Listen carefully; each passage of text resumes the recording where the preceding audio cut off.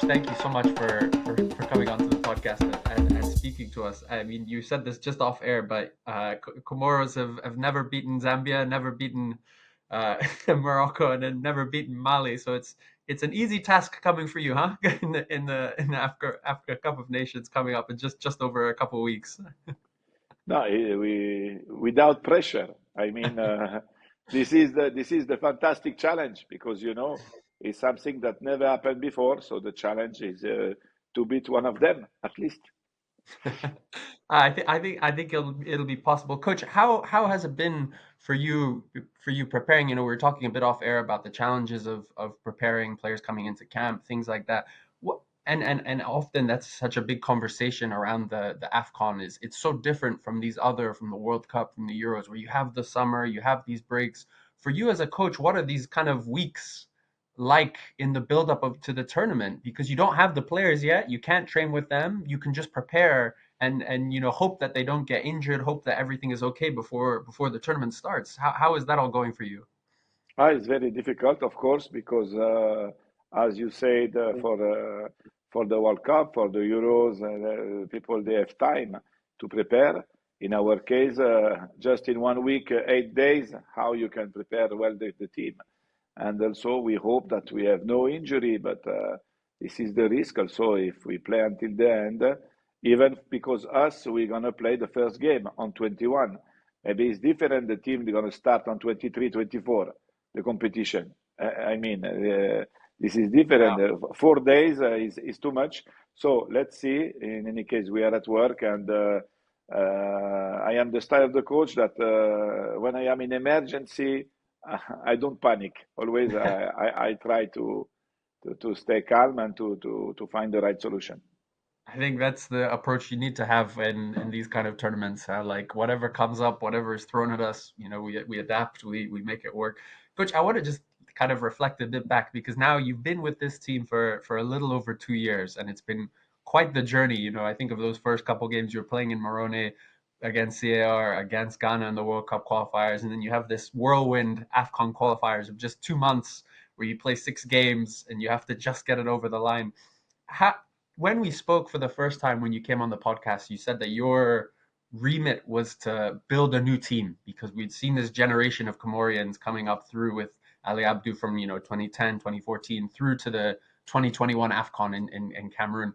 But then all of many of those guys were older, were starting to move on, and we've seen this new younger generation of really, really talented French-born Comorians coming into the team. How do you think your team compares now to where it was 2 years ago when you took charge? How do you reflect on those 2 years of your time in charge of the country? First of all, we must understand that in the AFCON in Cameroon, it was, we can say, the top of one generation that they were working with the same coach for 8 years. So it was a project, player like Mshangama, Ben Fardou, and Najim, everything. They were in the top of their form, almost 30 years with a good experience in Europe. So it was something that it was a project. Mm. Then they failed to qualify for the Ivory Coast, and I took the team. When I took the team was most of the players 24, 35 years old, losing games, having problem with youth players. And the president, he told me, we are not looking to win or to qualify because we know that we must rebuilding the team. We were lucky that we bring the mix between ex-player they were before, new player, binational that they have experience in France in good level, and some youth that they are coming up. So this mix make us competitive. And if you look at the last game we play against Namibia at home in November, 7 players were between 18 to 21. Mm. So it's mean this generation of players when they're gonna start to play, Comoros will be competitive for a long time. This is the nice. Is not only to qualify to the AFCON in Morocco. The good things is the future is for this team. But you mentioned, you say the team was so young, the 18 to 21-year-olds. But then you see Yusuf Nchangama and El Fardu Ben both scoring. These guys, they seem timeless. They just keep going. Like even though they're in their mid 30s, they're still so important. We've spoken to Nchangama so many times, and he's been now with the team for what, 15 years or something. How important is it for you to still have some of these guys around who almost remember the beginning of the country's journey and can talk about Cameroon? Because as we alluded to, and we'll get more into it. Your first game is against Morocco. I don't think there is a bigger, more intimidating stage than playing Morocco at home in Morocco in the Moulay Abdallah Stadium. How important is it for you to have those older players still there who can say to these young guys, "We've been here before. We've played Cameroon in Douala. We know what it's like." How important are those guys to the team? But, first of all, it's like in any job.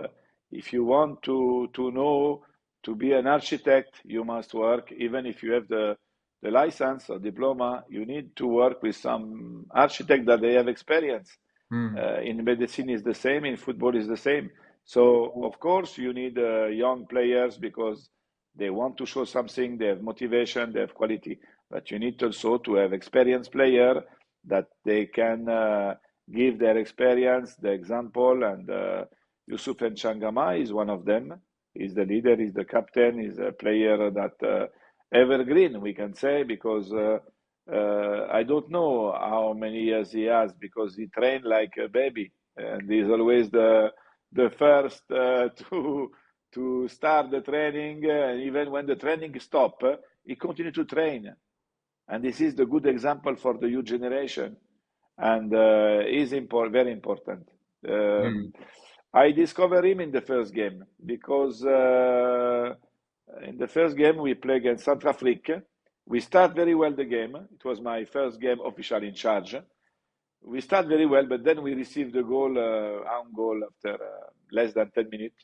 And he was the one to say, guys, be cool. We are going good. We are playing good. Don't worry, we will win the game. And I was, like, let's see. And Hmm. the team start to play, and 1-1, 2-1 for us, 3-1 for us, 4-1 for us. And he's this kind of player that very important. Hmm. And the second question was, Ah, well, ah, sorry. no, no, how is difficult to play Morocco? Hmm. Look, I want to put you inverse. How is difficult for Morocco that everybody, all the world expect from them that they're going to win the cup. Yeah, They that are is very playing at true. home. Hmm. They are I think they won 17 games in the row, and they are playing Comoros, that is a youth team without too much experience. So, of course, is the best team in Africa, maybe ever. Of course, is one of the best in the world. They have the FIFA ranking better than Italy, imagine. And they have Hakimi, Amrabat, Bunu. Is a team not because they have individuality, but this Hmm. big individuality, they are good inside the team because they play football and very nice football in the stadium. I saw a lot of games from Morocco.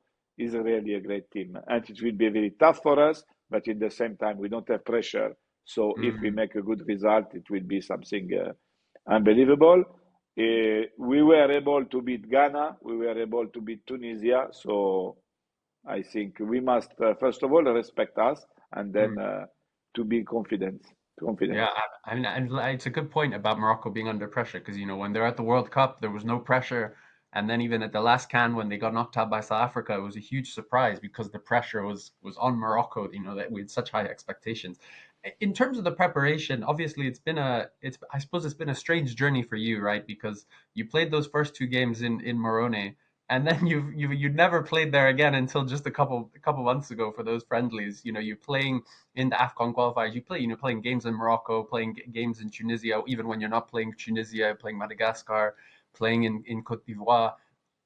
For you, I guess there's two questions. Is one, has that been helpful in your preparations because you're used to Morocco, you're used to playing away from home, you're very used to all these things. But also, how important was it for you to play those games against Namibia at home in Moroni? Because the Comorians have not been able to witness their team whilst you're going through these amazing results against against Tunisia, and in the qualifiers. How important was it for you guys to actually go to Moroni first and kind of almost be sent from there to Morocco and not just appear in Morocco?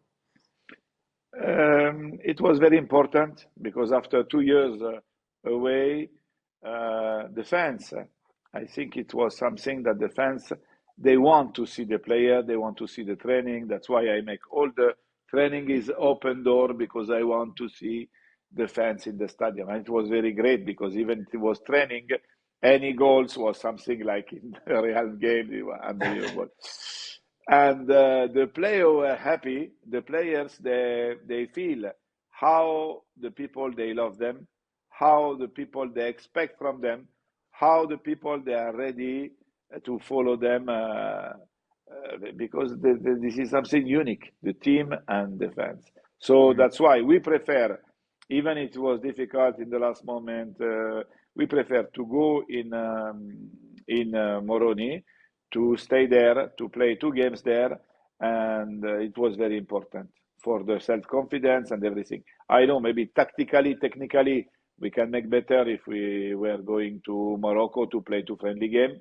Mm. Yeah, sure, but even self-confidence are important before one competition like that.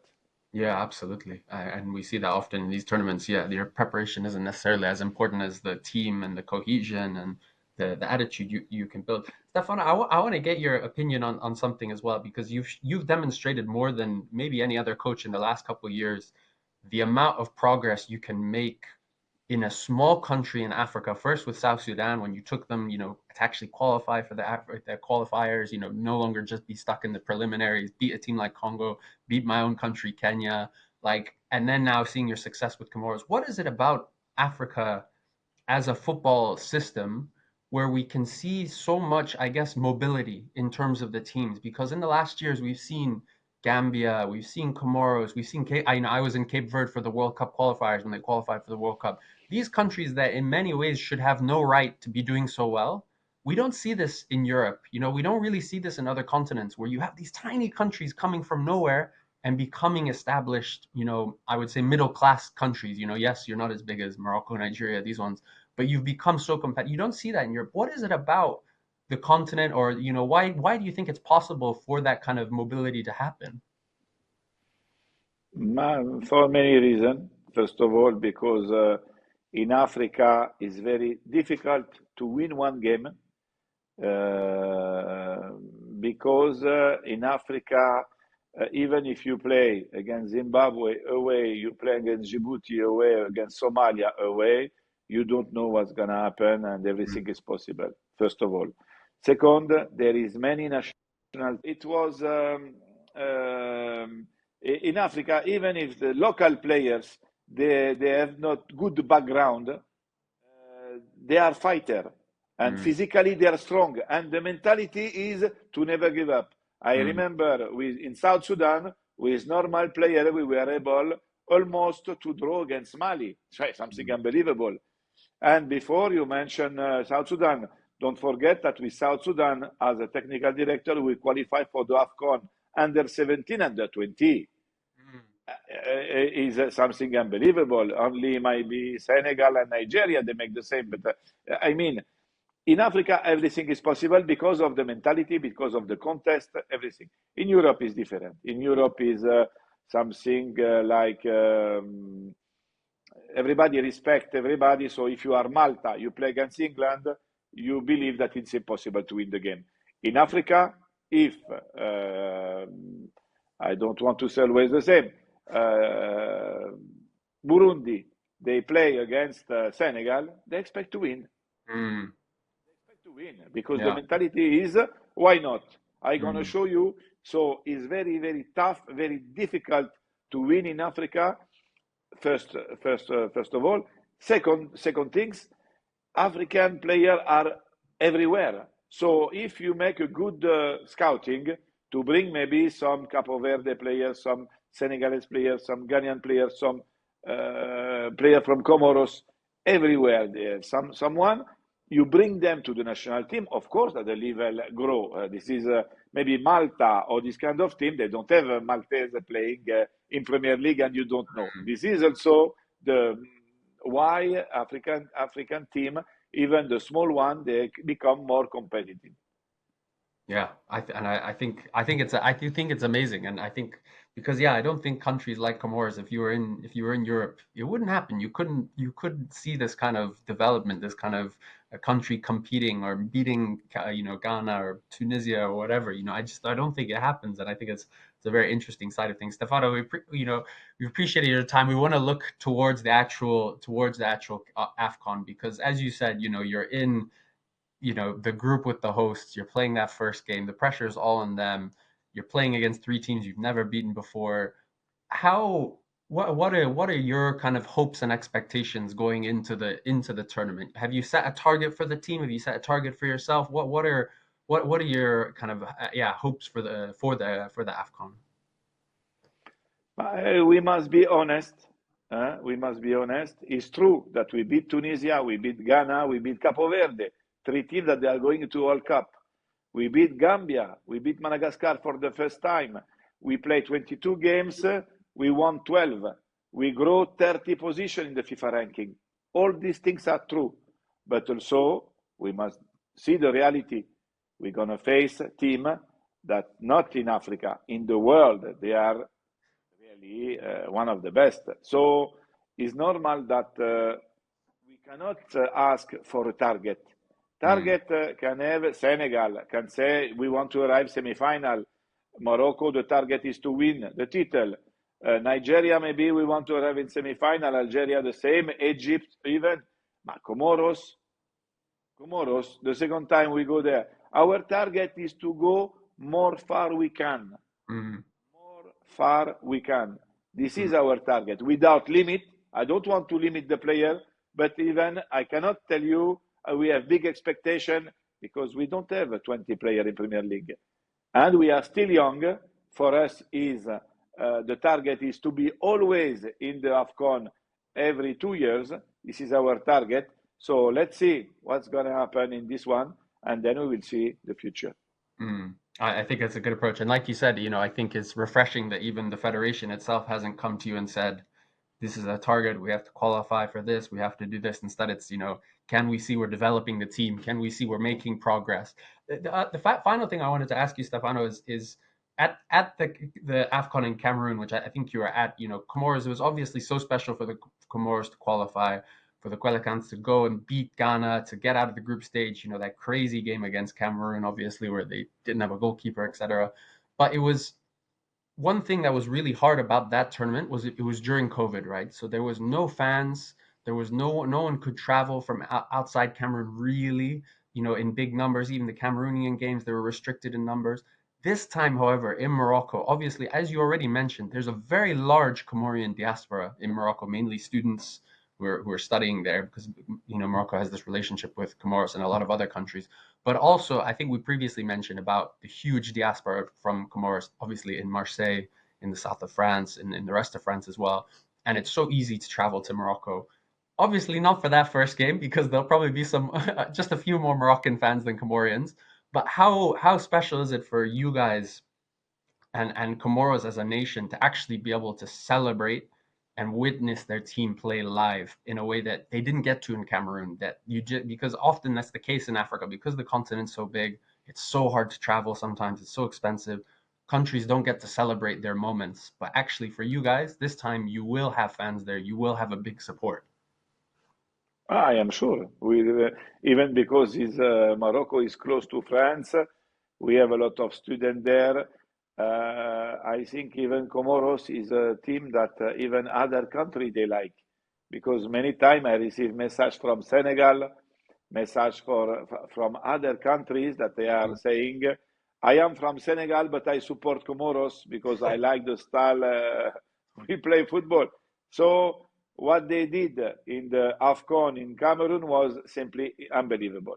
Even if they lost 3 games in 4, but they win against Ghana and they play great against Cameroon. So that's why it was the first time there. I think it was great, and we want to give them to be proud to be from Comoros. This is Mm, for us our target. I am sure a lot of people will be there and support us. So we must prepare well. It's true that it's very tough, but in the same time, if you qualify in the group stage with Tunisia, Madagascar, and Gambia, and you arrive first, you cannot go there and be afraid. Absolutely, Coach. Thank you so much for your time. We cannot wait to see that first game in Rabat and what you guys, inshallah, beat Morocco. Inshallah, inshallah.